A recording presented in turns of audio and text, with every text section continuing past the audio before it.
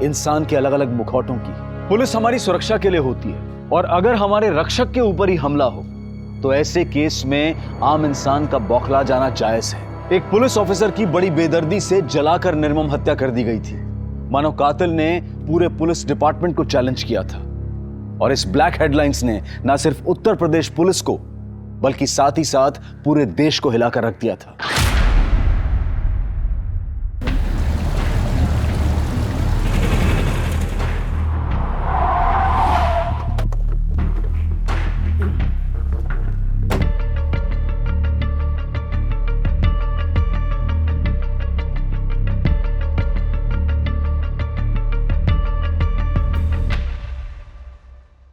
Sir, ये रही वो फाइल। तुम आज रात हमारे घर डिनर कर रही हो। पर अंकल, हमें घर सेटअप करना है। परवर कुछ नहीं, आंटी का ऑर्डर है। यही है राजेश, जिनके बारे में मैंने तुमसे बात की थी। और राजेश, यह है गुंजन, मेरी भतीजी, जिसे तुम्हें ट्रेन करना है। Good morning sir. Morning. He is one of the most talented officer. Cadet academy का एक्सेलेंस अवार्ड विनर भी है। और राजेश, तुम्हें मेरी भतीजी को ट्रेन तो करना ही है, लेकिन इसे मेरी भतीजी समझकर छूट देने की कोशिश मत करना।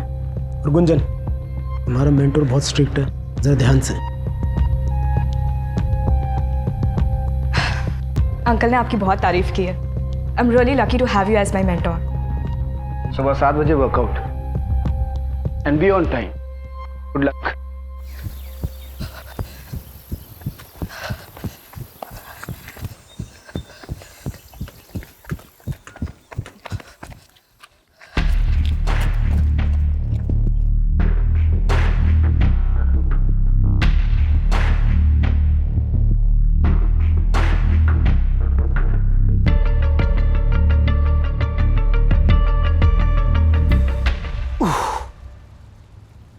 कितने राउंड्स? 11 सर। थक गई? No sir. अरे Shiv Prasad, good morning sir. Good morning. बच्चों को स्कूल छोड़ दिया? जी सर। और सपाटे मारो। अरे सर, हमसे नहीं हो पाएगा। बस ऐसे पेट लेके घूमते रहो। फिर बंदोबस्त के लिए तैयार हो? Yes sir. गुड।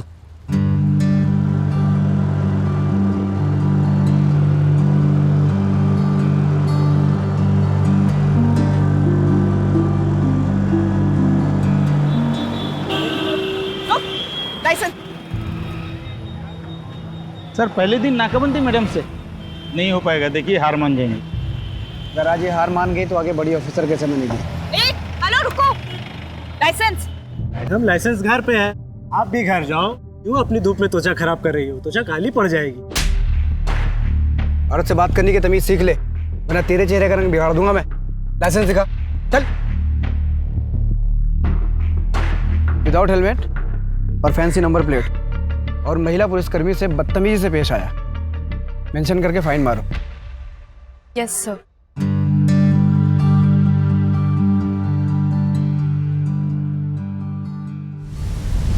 सर, आप इतना कॉन्फिडेंस लाते कहाँ से हैं? वर्दी से। बचपन में जब मैं अपने लो ना, खाना लो। बचपन में जब अपने पिताजी के साथ मैं खेत पे जाता था ना, तो हमारे खेत के पहले ना एक पुलिस चौकी पड़ती थी। तो वहाँ पे पुलिस वालों को देख के ना उनके साथ बनने का जुनून सवार हो गया मुझे। और फाइनली जब वर्दी मिली तो कॉन्फिडेंस भी आ गया। वाओ, बधाइयों से यहाँ तक का सफर। आपके पापा तो आप पे बहुत गर्व करते होंगे। करते हैं। एक्चुअली जब से मेरे डिवोर्स की बात चल रही है तब से वो मुझसे नाराज है। मैं अपने वाइफ से डिवोर्स ले रहा हूँ।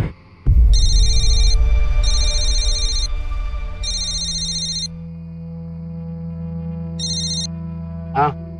कहाँ तक पहुँचे? कहाँ पहुँचे मतलब? तुमसे तो बात ही करनी बेकार है। सोनू का बर्थडे भी याद नहीं है ना आज तुमको? हेलो हेलो, सॉरी, कुछ अर्जेंसी है, मुझे निकलना पड़ेगा। Okay sir.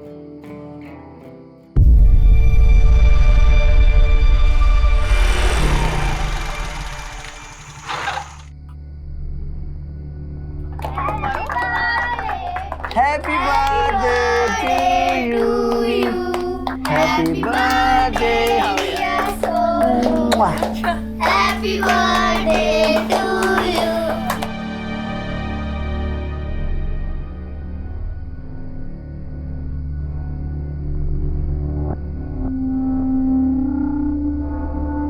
मुझे सुबह जल्दी उठना है।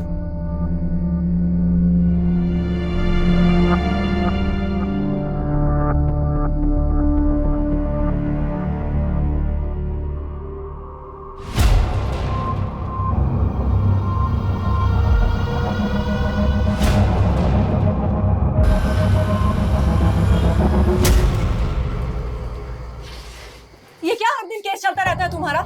हम सब बहुत अच्छे से समझते हैं। बहुत थके हुए हैं। अरे थकते तो तुम पहले भी थे राजेश, पर कम से कम बच्चों को समय तो देते थे।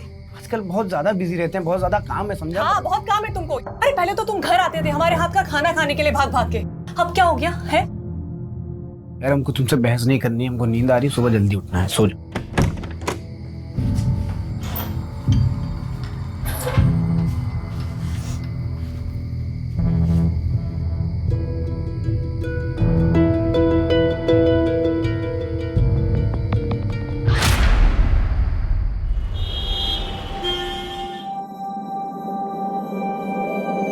हेलो, हमको मिलना है तुमसे।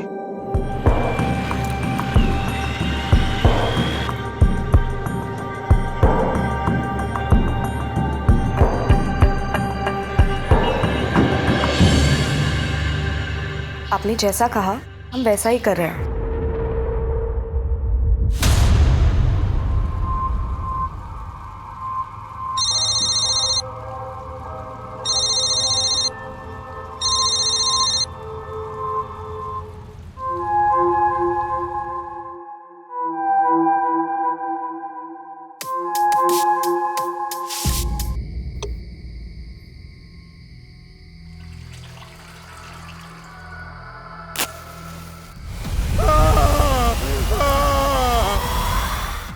आज के दौर में ये कहना गलत नहीं होगा कि आप किसी भी इंसान को पूरी तरह से नहीं जान सकते हैं। हम सभी अपने चेहरों पर कई चेहरे लेकर चलते हैं। राजेश की जिंदगी में पिछले कुछ दिनों से जो चल रहा था उसका परिणाम एक भयानक रूप में सामने आया था। इतना तो तय था कि वारदात के बाद सामान्य रूप से चल रही कई जिंदगियों में भूचाल आने वाला था।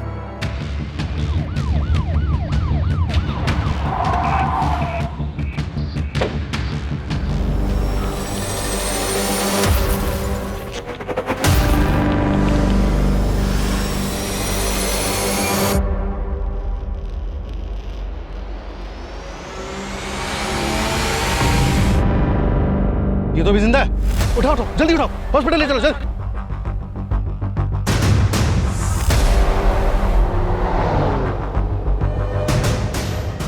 हाँ, ये आईडी नंबर नोट करो, 7741। इसकी इंफॉर्मेशन निकालो जल्दी।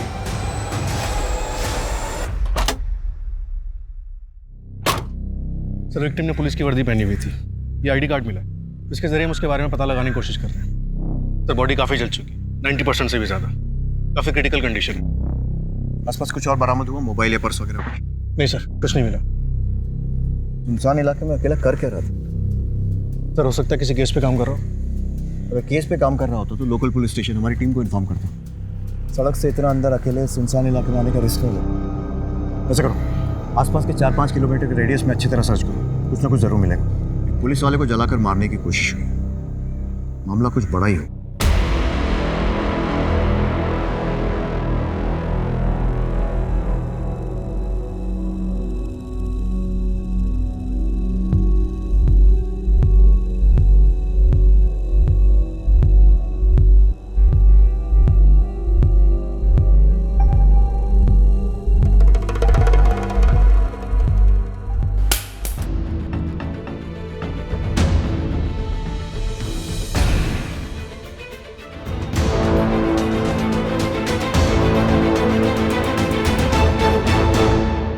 ओके सर, विक्टिम के आईडी कार्ड से पता चला है कि उसका नाम राजेश कुमार है। कुंदीनगर थाने में सब इंस्पेक्टर है। बाकी की डिटेल जानने के लिए थाने के इंस्पेक्टर सुनील त्यागी से बात करनी होगी।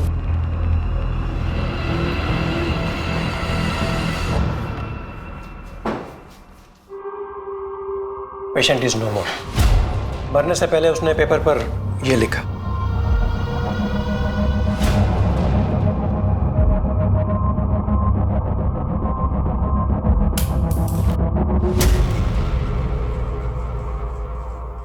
डॉक्टर, हमें बॉडी की ऑटोप्सी रिपोर्ट कितनी जल्दी मिल सकती है? ऑटोप्सी रिपोर्ट तैयार करने में हमें कम से कम 24 से 48 घंटे लगेंगे। राजेश के साथ ऐसा होना हमारे लिए काफ़ी शॉकिंग है। राजेश उस इलाके में किसी केस की इंक्वायरी के लिए गया था? केस? राजेश तो काफ़ी वक्त से सस्पेंडेड था, उस पर तो डिपार्टमेंटल इंक्वायरी चल रही थी। इंक्वायरी? जी एक्चुअली हमारे एक ऑफिसर ने लक्की नाम के एक हिस्ट्री शीटर को गिरफ्तार किया था और उसके पास से 2 पिस्टल बरामद हुई थी। काफ़ी पूछताछ के बाद उसने कबूल किया कि वो पिस्टल उसे राजेश ने दिए थे। राजेश उस वक्त हमारे थाने का आर्म्स इंचार्ज था। ये लकी अभी भी आपकी कस्टडी में है? जी हाँ। अच्छा, ये आमला कौन है? राजेश की बीवी। देखिए जी, आपको क्या लगता है राजेश उस सुनसान इलाके में क्या करने गया होगा? हो सकता है उसे अपने केस के बारे में कोई क्लू मिला हो या किसी से मिलने गया हो। मैं पक्के तौर पर कुछ नहीं कह सकता। Excuse me. इस लकी से पूछताछ के लिए परमिशन निकलवाओ। और वो राजेश के घर का सर्च वारंट गीता लेकर आ रही है सर। ब्रेकिंग न्यूज आ रही है उत्तर प्रदेश के वाराणसी से, जहां एक पुलिस सब इंस्पेक्टर को जिंदा जलाकर मारने की कोशिश की गई है। सब इंस्पेक्टर का नाम राजेश कुमार है। हमारे संवाददाता हमारे साथ पल की रिपोर्ट शेयर कर रहे हैं। सर, हमें पता चला है कि सब इंस्पेक्टर राजेश कुमार को जिंदा जलाकर मारा गया है। पुलिस ने इस मामले में अब तक क्या कदम उठाए हैं? सर, क्या ये मामला पर्सनल दुश्मनी का है या इस मामले का लिंक किसी और बड़े मामले से है? देखिए, सब इंस्पेक्टर राजेश कुमार की हत्या हमारे डिपार्टमेंट पे भी शॉप, लेकिन मैं आपको एक चीज की गारंटी दे दूं कि हम मुजरिमों तक पहुंचने में कोई कसर नहीं छोड़ेंगे। प्लीज। राजेश की हत्या की वजह से मीडिया में बहुत बवाल है। हमारे अपने आदमी के साथ क्राइम हुआ है, इसलिए सबकी नजर इस पर है। तो मुझे इस केस में जल्द से जल्द प्रोग्रेस चाहिए। गीता, क्राइम लोकेशन पर एक टीम के साथ जाओ, फिर से अच्छी तरह पूरी सर्च करो। सर। दुबे, राजेश की बीवी अमला से मिलो, उससे पूछताछ करो और उसके घर की तलाशी लो। Right sir. और हाँ, जब तक ये केस सॉल्व नहीं हो जाता है कोई ब्रेक नहीं लेगा। Is that clear? सर।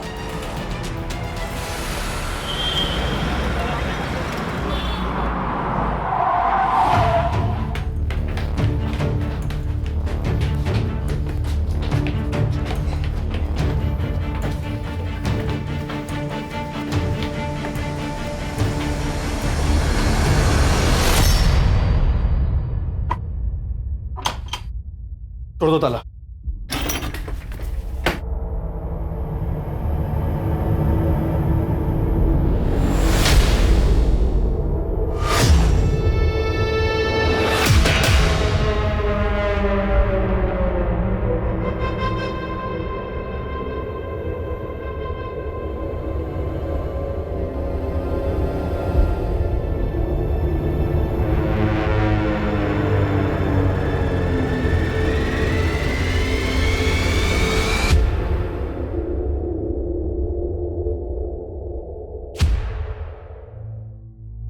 ये राजेश की बीवी आमला कहाँ है? सर, कहाँ है ये तो पता नहीं, लेकिन 6-7 दिन हुए यहाँ से गए हुए। बच्चों के साथ निकलते हुए देखा था। और हाँ सर, हाथ में सूटकेस भी था। बहुत गुस्से में थी।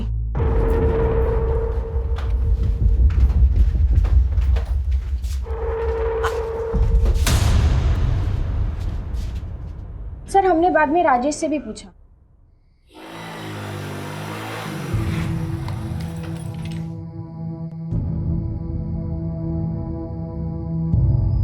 राजेश, आमला कहाँ गई है? वो हमारे गांव गई है, बदायूं। अचानक से? बताया नहीं उसने। सब ठीक तो है ना आप दोनों के बीच? हाँ, सब ठीक है। वो अचानक उसका जाने का प्लान बन गया ना, तो इसलिए शायद बताना भूल गई होगी। हमें थोड़ा अजीब तो लगा था, क्योंकि सर इससे पहले आमला कभी बदायूं नहीं गई। और वैसे भी सर, पति पत्नी में अगर झगड़ा होता है तो पत्नी मायके जाती है, ना कि ससुराल। उनके बीच झगड़े किस बात पे होते थे? झगड़े होते तो थे, लेकिन किस बात पर होते थे वो हमें नहीं पता।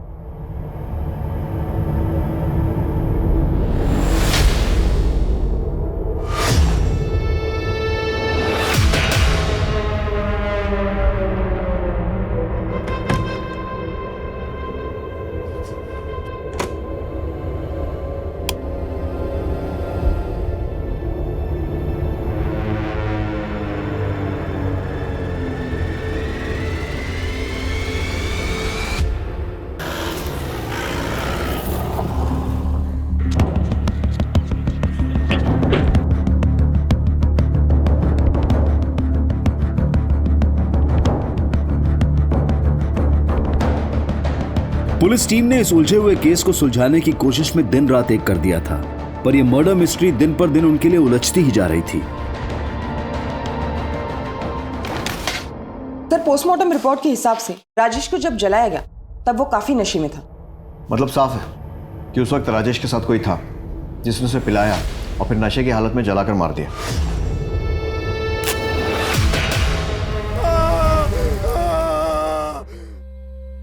क्राइम स्पॉट से कुछ और? नहीं सर, कुछ नहीं मिला। और आमला? सर पड़ोसी ने बताया कि आमला राजेश के गांव बदायूं गई है और राजेश की फैमिली बनारस आने वाली।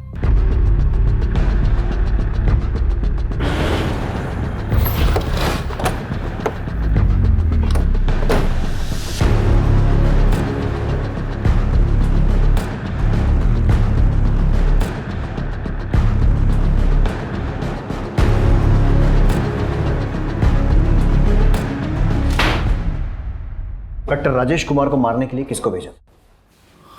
क्या बोल रहे हैं सर आप ये? देख सर, ये एक्टिंग कहीं और जाकर दिखाना। तेरी पूरी हिस्ट्री है हमारे पास, तो सीधे सीधे बता कि तेरे किस आदमी ने राजेश को मारा है। सर वो सब हमें कुछ नहीं पता है, हमें बस इतना पता है कि राजेश ने हमें 2 गन दिए थे और वो सब मैं पहले ही बता चुका हूँ। सोचने का मौका दे रहा हूं, सच सच बता दे, नहीं तो अपने तरीके से उगलवा लेंगे। दुबे, अपने सोर्सेस को इसके लोगों की कुंडली निकालने में लगा दो। Right sir. Sir Rajesh sir बहुत मेहनती और फिट रहने वाले लोगों में से थे। यहाँ तक कि बड़े साहब ने भी अपनी भतीजी गुंजन मैडम को उनसे ट्रेनिंग लेने को कहा था।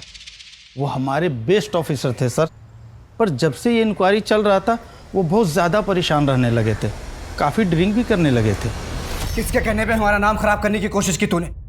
किसके कहने पे हमारा नाम खराब करने की कोशिश की तूने? बोल बेटा, एक बात कान खोल के सुन ले, सच का पता तो हम लगा के रहेंगे। तेरे लिए अच्छा होगा कि तू अपने मुंह से बता दे मुझे। बता किसके कहने पे किया? बोल राजेश, बोल राजेश, बोल राजेश।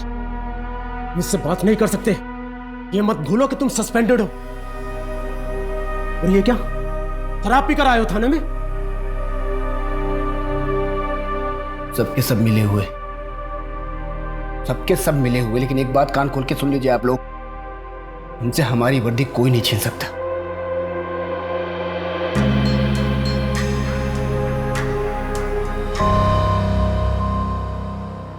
अच्छा, राजेश की थाने में बाकी सब लोगों के साथ कैसी बनती थी? बाकी सब लोग के साथ तो ठीक ही था, पर अजय सर के साथ शुरू से उनका 36 का आंकड़ा था। क्या बकवास कर रहा मेरे बारे में तू? हाँ, क्या बकवास कर रहा तू? कॉलर छोड़ा पहले। क्या बकवास कर रहा है? अकेला क्या पूरे थाने को पता है? सर दोनों में काफी हाथापाई भी हुई थी। राजेश सर बहुत गुस्से में थे, किसी की भी नहीं सुन रहे थे। बात क्या थी वो तो नहीं जानते सर, पर इस लड़ाई के बारे में सभी को पता है। हाँ हुई थी झड़प, लेकिन हमने उसे कुछ गलत नहीं पूछा था। मतलब? थाने में सबको खबर थी कि राजेश सुनील सर के भतीजे गुंजन के साथ कुछ ज्यादा ही समय बिता रहा है। हमने बस वही पूछा था उससे। राजेश और उसकी पत्नी के बीच में झगड़े चल ही रहे थे, एक झगड़े के गवाह तो हम खुद हैं। अरे पहले तो तुम घर आते थे हमारे हाथ का खाना खाने के लिए भाग भाग के, अब क्या हो गया है? और इतना ही नहीं, हमारे कांस्टेबल ने राजेश को सुबह सुबह गुंजन के घर से निकलते हुए भी देखा था। ठीक, ये तो है राजेश की कहानी। अब अपनी कहानी सुना। राजेश से दुश्मनी की वजह? सर कोई जाति दुश्मनी नहीं थी, एक वर्क प्लेस में 2 कॉम्पिटिटर्स के बीच में जैसा होता है, सिर्फ उतना ही। कॉम्पिटिटर्स? और वो गन्स वाले केस में राजेश का इन्वॉल्वमेंट? उसकी लाइफस्टाइल देख के कोई भी बता देगा कि वो उस मामले में जरूर इन्वॉल्व होगा। उसके खर्चे उसकी कमाई से दुगना थे। आपकी भतीजी गुंजन इस वक्त कहाँ है? उसका एक्सीडेंट हो गया था, इसी वजह से वो लीव पर है अपने होम टाउन लखनऊ में। लेकिन आप गुंजन के बारे में क्यों पूछ रहे हैं? त्यागी जी, हमने सुना है कि गुंजन और राजेश के बीच में काफी नजदीकियां थी। देखिए, राजेश एक शादीशुदा बाल बच्चेदार आदमी था और गुंजन एक पढ़ी लिखी समझदार लड़की है। पहली बात तो ऐसा कुछ हुआ नहीं, और अगर ऐसा कुछ होता भी तो आपको नहीं लगता कि मैंने टैकल कर लिया होता? माफ कीजिए, मेरी कोर्ट में पेशी है, मुझे निकलना हो।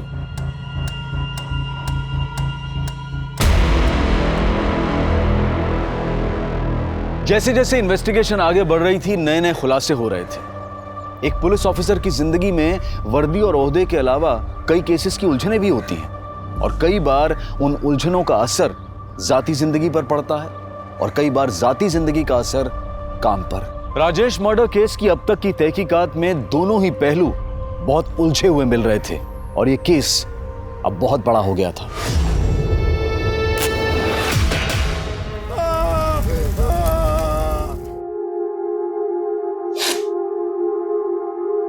राजेश की पत्नी नहीं है आपके साथ? सर, सुनने में तो आया था कि वो आजकल यही बनारस में। बनारस में? लेकिन हमें तो पता चला है कि वो पिछले हफ्ते बदायूं चली गई थी। ये क्या बात कर रहे हैं सर? 6 महीने हो गए जब से डिवोर्स की बात चल रही है। वो बोला यहाँ बदायूं क्या करने आएगी साहब? 6 महीने। लेकिन 1 महीने पहले तो राजेश ने अपने बेटे का बर्थडे सेलिब्रेट किया था। सर, राजेश का कोई बेटा नहीं, उसकी एक बेटी है। यही है ना राजेश का परिवार? नहीं साहब, ये राजेश का परिवार नहीं है।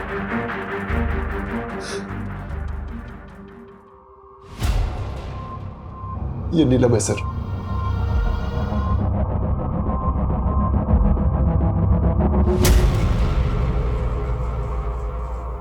तो क्या नीलम दूसरी औरत के बारे में सही कह रही थी?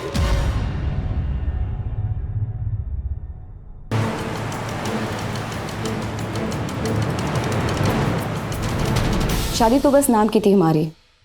शुरू में ट्रेनिंग के दौरान 3-4 महीने में 1-2 बार आ भी जाते थे। जैसे पिंकी बड़ी हुई और हमने बनारस आने के लिए कहा तो अरे तुमको पता है सरकारी कामों में कितना वक्त लगता है? क्वार्टर मिलते ही तुमको और पिंकी को अपने साथ ले जाएंगे बस।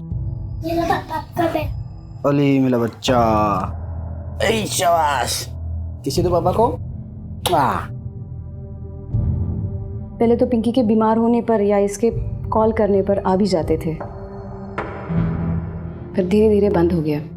मुझे हमेशा से ऐसे लगता था कि वो मुझसे कुछ छुपा रहे हैं। नीलम, तुम यहाँ बनारस में? पिंकी कहाँ है? मासी की है ललनपुर में। अभी तो हम बहुत बिजी हैं, तुम चलो हम शाम को मिलने मासी के घर आते हैं। वो हवलदार भैया बोले आप यही रहते पुलिस क्वार्टर में? हाँ।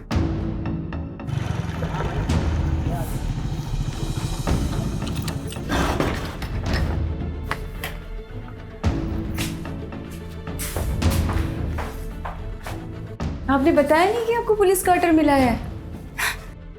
हम तो पिंकी की स्कूल शुरू होने से पहले ही शिफ्ट हो जाते यहाँ। अरे हम बताने वाले थे, भूल गए। अरे ज्यादा टाइम नहीं हुआ क्वार्टर मिले को।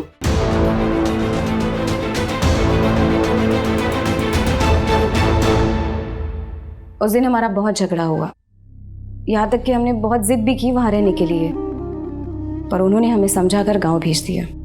कुछ दिनों बाद तंग आकर हमने उन्हें जब डिवोर्स की बात की तो वो झट से मान गए। यहाँ तक कि जब हमारे पापा भी उन्हें समझाने के लिए गए, बात करने के लिए गए, तो जब राजेश कुछ भी नहीं था तब हमने नीलम का रिश्ता किया था उससे। आज जब राजेश की सरकारी नौकरी लग गई है तो हमारी बेटी को छोड़ देने की बात कर रहा है। बेटा रहना नहीं चाहता उसके साथ तो कैसे जबरदस्ती करे? समझिए, आप समझिए इन्हों से। मेरी बेटी नीलम का क्या होगा, पिंकी का क्या होगा? यूं सबको मजदार में छोड़ देना कहाँ की समझदारी है भला? अब राजेश से आखिरी बार कब मिली थी? बनारस आने के बाद हम उन्हें कभी नहीं मिले। कभी भी नहीं? पिंकी की पढ़ाई और हमारी नौकरी में इतना समय निकल जाता है कि हमें फुर्सत मिलती ही नहीं, और हम अब पीछे मुड़कर नहीं देखना चाहते। सर, नीलम को देख के ऐसा बिल्कुल भी नहीं लगा कि उस पर राजेश की मौत का कोई असर हुआ है। तुम्हें राजेश और नीलम का डाइवोर्स भी नहीं हुआ। ऐसे में राजेश की मौत का डायरेक्ट फायदा नीलम को ही होगा। तो क्या सर, अब नीलम भी हमारी सस्पेक्ट लिस्ट में? बिल्कुल। नीलम के कॉल रिकॉर्ड निकलवाओ और साथ ही साथ ये भी पता लगाओ कि राजेश ने मरते समय आमला का नाम ही क्यों लिखा।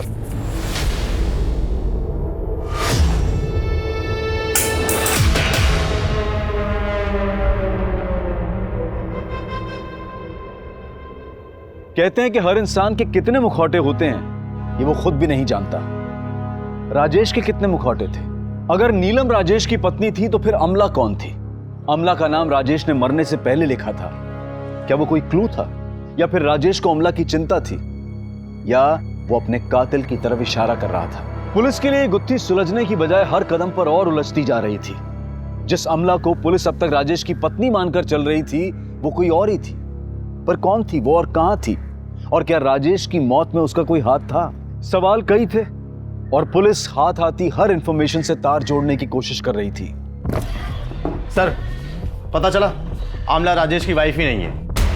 क्या? Yes sir. इतने दिनों तक राजेश हम सबकी आंखों में धूल झोंकता रहा और पता नहीं कौन कौन सी कहानियां सुनाई थी उसने हम सबको।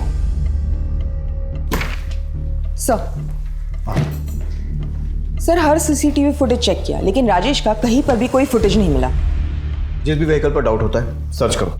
राजेश किसी ना किसी जरिए से किसी साधन से वहां पहुंचा हो। आसपास वालों से भी पूछताछ जारी रखो। और सर एक खबरी से ये भी पता चला है कि लक्की के घर कुंती नगर थाने से कोई पैसे भेजता था। गीता, तुम लकी के घर जाओ। सर, हमने आमला और उसके बच्चों के बारे में पूछताछ की। आमला के बच्चे जिस स्कूल में पढ़ते हैं वहाँ पे पिता की जगह राजेश का नाम नहीं, किसी संजय गोयल का नाम है। इस संजय गोयल के बारे में भी पता किया। ये किसी बैंक में काम करता है। उसे थाने तुरंत बुलाया है।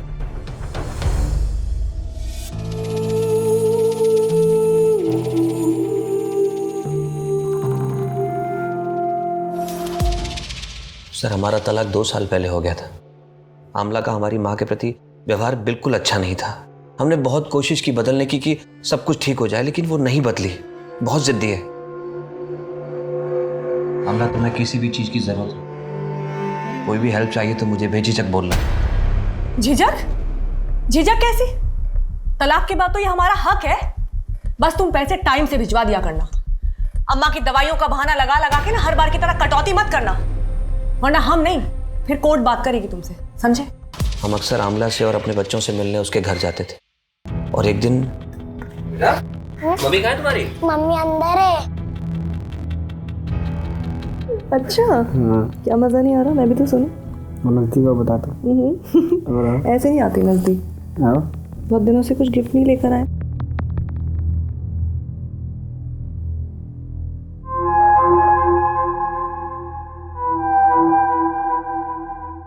क्या कहा तुमने? शादीशुदा है और एक बच्चा भी है। तुम इससे मिली कहाँ? यहीं रहता है पास में। बेचारा हर दिन मशक्कत करता था खाने के लिए, तो एक दिन हमने सोचा घर पर ही बुला लेते हैं। बस तभी से यहीं का होकर रह गया है। और फिर संजय, तुम तो जानती हो हमारे हाथ के खाने का जादू है ना। एक शादीशुदा आदमी के साथ रहकर तुम्हें क्या मिल जाएगा? और ये बच्चे, इनके बारे में सोचा है कभी? जब ये सब देखेंगे तो क्या असर पड़ेगा उन पर? संजय, बच्चों के बारे में सोचकर ही ये कदम उठा रहे हैं। सरकारी नौकरी करता है राजेश। दोनों बच्चों का भविष्य एकदम सुरक्षित रहेगा। और तो और अपनी बीवी को तलाक देने के लिए भी तैयार है हमारे लिए। सर, आमला ने अपनी जिद के आगे किसी की नहीं सुनी, ना तब ना अब। लेकिन हमारा डर गलत नहीं था सर।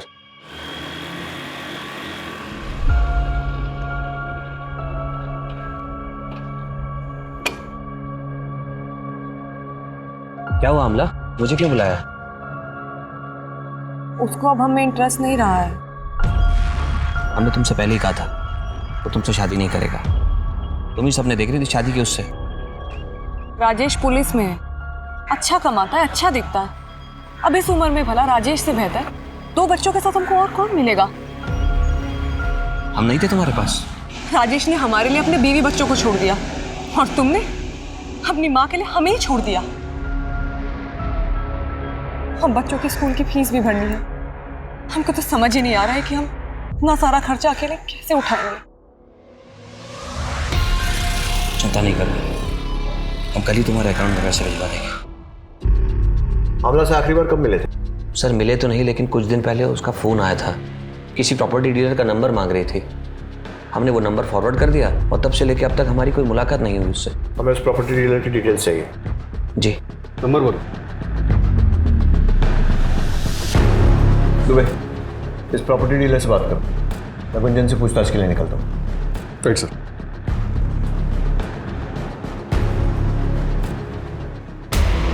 बहुत गूंज सुन रहे हैं आपके नाम की गुंजन जी। अब आपकी जबान से सुनना चाहते हैं, उस दिन यानी 10 अक्टूबर को कहाँ थी आप? सर, हम ड्यूटी पे थे। आप चाहे तो चेक कर सकते हैं। लोग राजेश और आपके बारे में क्या क्या बातें कर रहे हैं ये तो आपको मालूम ही होगा, तो डिटेल में शुरू से बताइए। हमारा राजेश सर के मर्डर के केस के साथ कोई लेना देना नहीं है। लेकिन राजेश से तो है, और आपको लोगों ने राजेश से मिलते हुए तब भी देखा है जब वो अपनी ड्यूटी से सस्पेंडेड था। वो हमारे मेंटोर थे। हम बुरे वक्त में उनसे मिल भी नहीं सकते। बिल्कुल मिल सकते। फिर तो राजेश के मरने के बाद हॉस्पिटल आकर उसको देखना और हमसे बात करने का समय भी निकाल सकते हैं। देखिए सर, हम राजेश सर को बहुत मानते थे। वो हमें ट्रेन कर रहे थे और हम इमोशनली भी काफी कनेक्टेड थे। और जब हमारा एक्सीडेंट हुआ तब अंकल ने बोला कि मैंने भैया को फोन कर दिया है, वो बस पहुंचने ही वाले होंगे। तुम उनके साथ घर चले जाओ, तुम्हें अच्छा लगेगा। क्या राजेश की मौत का उसके केस से कोई लेना देना हो सकता है? राजेश सर हमेशा कहा करते थे कि उन्हें कोई फंसा रहा है, पर अंकल का कहना था कि राजेश सर अच्छे इंसान नहीं है। मैंने समझाया था ना तुम्हें, राजेश अच्छा इंसान नहीं है, मत पड़ो उसके चक्कर में। देखा क्या सच्चाई है उसकी। अब जैसा मैं कहूँ वैसा करो। तुम्हारे और राजेश के बीच में जो कुछ था उसे भूल जाओ, खामा बदनामी होगी। कुछ दिन बाद मैं तुम्हारा ट्रांसफर किसी दूसरी जगह कर दूंगा, तुम वहां से अपनी जिंदगी की नई शुरुआत करना। अब तो ऐसी हालत हो गई है कि किसी पे भी भरोसा करने की हिम्मत नहीं होती।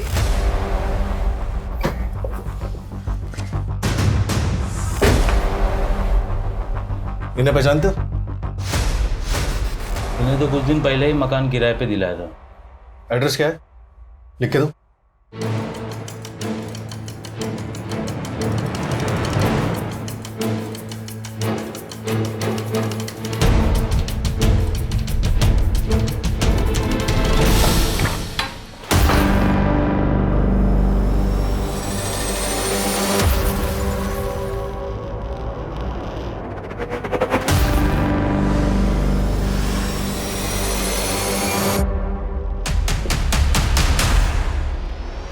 फॉरेंसिक को बुलाओ जल्दी।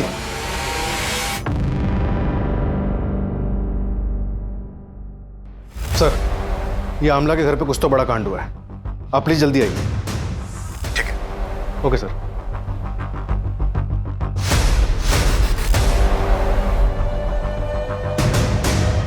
दस अक्टूबर की रात को क्या आपने इस आदमी को यहाँ आते जाते देखा? वैसे तो देर शाम कोई आता जाता नहीं, लेकिन हाँ, जब हम घर को वापस जा रहे थे तो हमने देखा कि स्कूटर पर दो लोग आए थे और अंधेरे में जा रहे थे। आप और कुछ बता सकते हैं उन लोगों के बारे में या फिर उस स्कूटर के बारे में? नहीं मैडम जी, क्या अंधेरा बहुत था और साफ सुथरा दिखाई नहीं पड़ रहा था, लेकिन हाँ, हम ये जरूर कहेंगे कि हमने स्कूटर का कलर सफेद देखा था। सर, आमला ने राजेश को यहाँ जख्मी किया और उसके बाद उसकी बॉडी को जला दिया। पोस्टमार्टम में किसी भी जख्म का जिक्र नहीं है, लेकिन एक क्राइम सीन देखकर लगता है कि अकेले आमला का काम तो नहीं हो सकता। जरूर कोई ना कोई था जो उसकी मदद कर रहा था।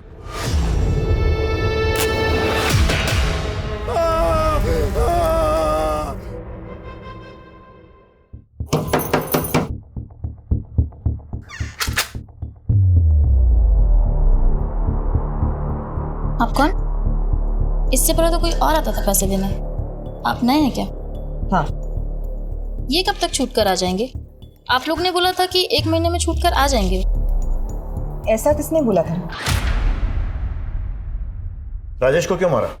क्योंकि उसे पता चल गया था कि तुम उसे झूठे केस में फंसा रहे हो। हमने किसी को नहीं मारा और ना ही हमने किसी को झूठे केस में फंसाया है। लेकिन पैसे तो तुम ही भेजते थे ना लकी के घर। हाँ सर, लेकिन वो तो हम सुनील सर के कहने पर करते थे और ये सब मैं सिर्फ प्रमोशन पाने के लिए करता था।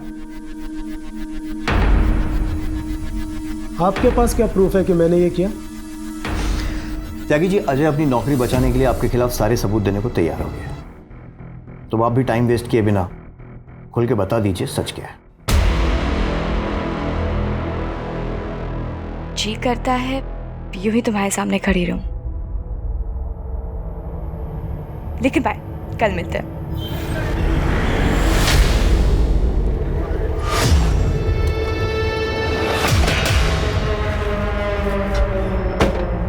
तुम्हें उसे जो सिखाना था तुमने सिखा दिया।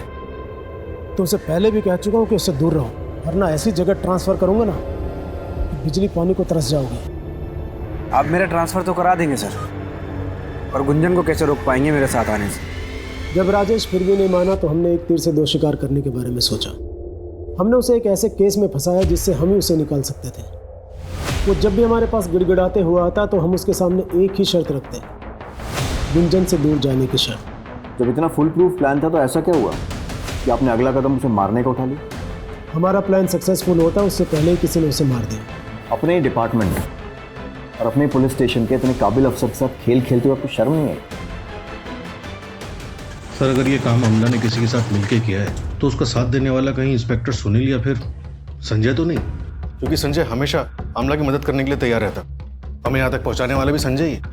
इंस्पेक्टर सुनील सिस्टम से वाकिफ है, वो खुद इस चक्रव्यूह में नहीं फंसेगा। जरूर उसका कोई ना कोई प्यादा होगा जो आमला की मदद कर रहा होगा। सर, मुझे तो कभी कभी लगता है इन सारी औरतों से तंग आके राजेश ने खुद अपना मर्डर प्लान करवाया और खुद आमला को मार के कहीं फरार हो गया। आमला को हर समय पैसों की जरूरत रहती थी। जरा इंस्पेक्टर सुनील और आमला दोनों के बैंक स्टेटमेंट चेक करवाओ। Okay sir. आमला अगर हाथ लग गई तो सच्चाई भी हाथ लग जाएगी। वो सफेद स्कूटर या उन दोनों लोगों के बारे में कुछ पता चला? सर क्राइम स्पॉट पर जाने वाले सभी रास्ते और आसपास के सभी एरिया के सीसीटीवी फुटेज एक टीम चेक कर रही है। We are checking every possible way. Team से कहो कि कमर कस के तैयार हो जाए।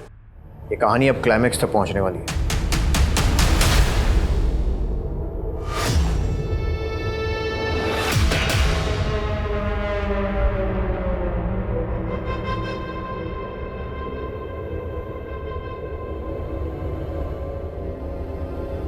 बहू, बच्ची को लेकर तुम घर आ जाओ।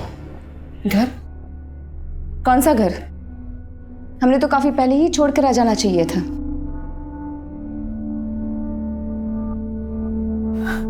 ऐसा ना कहो बहू, ये बच्ची राजेश की आखिरी निशानी है। आखिरी निशानी? इस बच्ची को लेकर इस शहर में जब हम अकेले उसकी जिम्मेदारी उठा रहे थे तब कहा था आपका प्यार। लोग नौकरी देने के लिए जिस्म का सौदा करने की मांग कर रहे थे। एक अकेली औरत का इज्जत से रहना कितना मुश्किल होता है आप नहीं जानते। बेहतर है कि आप यहां से चले जाइए। पुलिस ने अपनी तहकीकात में कोई कसर नहीं छोड़ी थी। आए दिन कुछ नए खुलासे हो रहे थे। कभी ऐसा लगता था कि राजेश की हत्या में कोई प्रोफेशनल एंगल है और कभी ऐसा लगता था कि पर्सनल। केस घूमते घूमते एक चक्रव्यूह का रूप ले चुका था और ऐसे में पुलिस को एक और झटका मिला और इस चक्रव्यूह की गति को दुगना कर गया।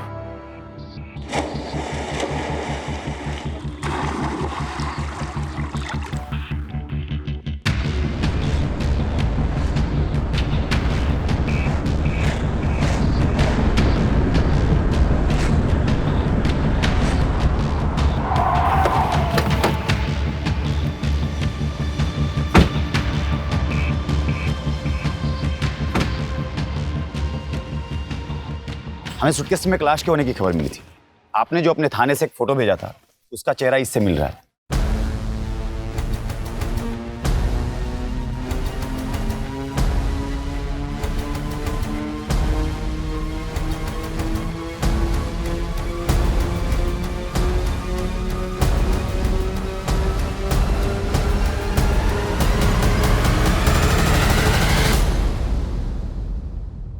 बच्चों का कुछ पता चला? डाइवर्स लगा दिए हैं काम पे।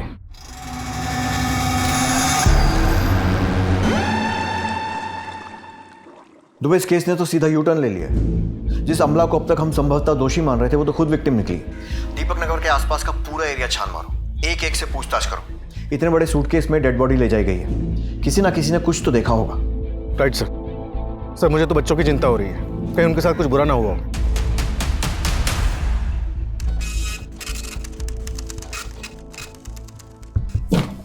सर हमने आमला, नीलम और राजेश तीनों के पिछले कई हफ्तों के फ़ोन लोकेशन मैच किए। सरप्राइजिंगली तीनों की लोकेशन कई बार एक ही जगह दिखा रहा है।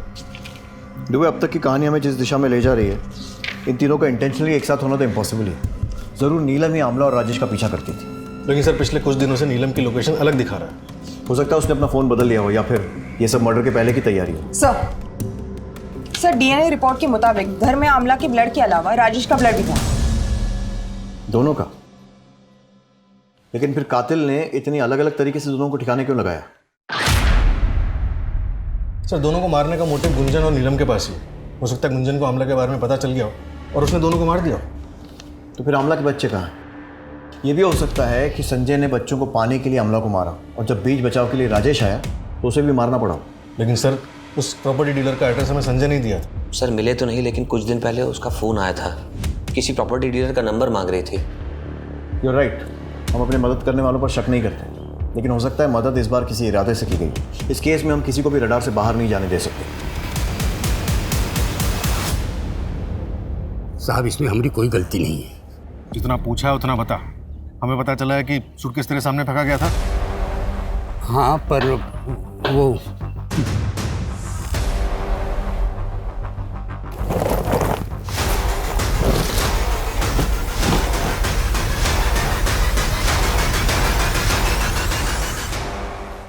ये बता कि जिसने सूटकेस फेंका था उसे पहचान सकता है? हाँ पहचान सकता हूँ साहब। वो आप ही लोग में से थे। मतलब कि वो पुलिस वाले थे और उन्होंने ही पानी में सूटकेस फेंका था।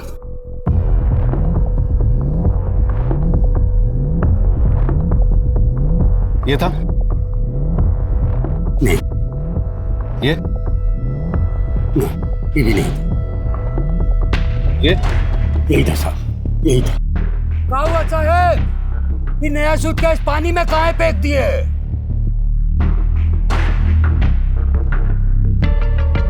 धार्मिक किताबें थी, दीमक लग गई थी तो सोचे रोड पे फेंके तो पाप चढ़ेगा ना, इसलिए पानी में फेंक दिए। राजेश ने आमला को मारा तो फिर राजेश को किसने मारा होगा? चल क्या रहा है? सर, पोस्टमार्टम रिपोर्ट से साबित होता है कि राजेश की मौत आमला की मौत के 5-6 घंटे के बाद हुई थी। सर एक सीसीटीवी फुटेज में हमें उस व्हाइट स्कूटर पर 2 लोग दिखाई दिए, लेकिन वो फुटेज इतनी क्लियर नहीं है। सर ये देखिए, फिर हमें ये एमके रोड का फुटेज मिला है जिसमें इस व्हाइट स्कूटर का नंबर साफ दिखाई दे रहा है और जिसके नाम पर रजिस्टर्ड है उसका पता चल गया है। तुम्हारे मोबाइल की लोकेशन उसी जगह मिली है या राजेश जली हुई हालत में मिला था?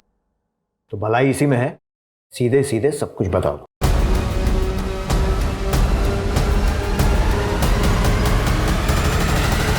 तुम्हें कैसे पता था कि राजेश उस रात वहीं मिलेगा? हम बहुत दिन से उसका पीछा कर रहे थे सर, और उस दिन तुमने अगर हमसे शादी नहीं की ना तो हम जाके सबको सच्चाई बता देंगे। अरे केस तो तुम्हारे ऊपर पहले ही चल रहा है और तुम्हारी नौकरी भी 100% जाएगी। जान से मारे। फिर थोड़ी देर बाद राजेश दोनों बच्चों को घर से लेके बाहर गया। हम उसका पीछा किए तो देखे बच्चों को वो कुमार नगर में अपने दोस्त के घर पे छोड़ा और वापस आते हुए उसकी कार में एक सूटकेस लेके आया। लगभग 1-1.5 घंटे के बाद वो वही सूटकेस लेके दोबारा घर से बाहर गया।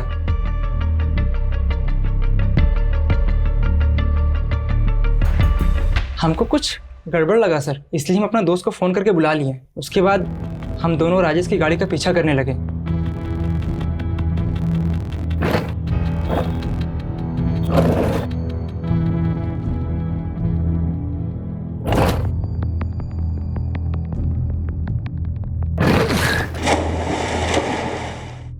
वो किसी का नहीं था सर, वो अपने फायदे के लिए किसी को भी छोड़ सकता था, किसी को भी मार सकता था।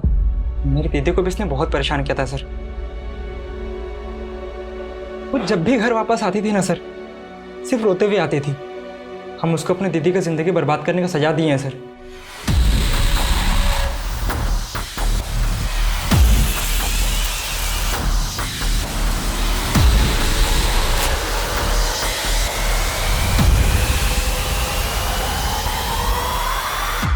और ये सोचे हो कि सजा देने के चक्कर में तुमने खुद को कितनी बड़ी सजा दी है, और उससे भी बड़ी सजा दी है अपने परिवार को।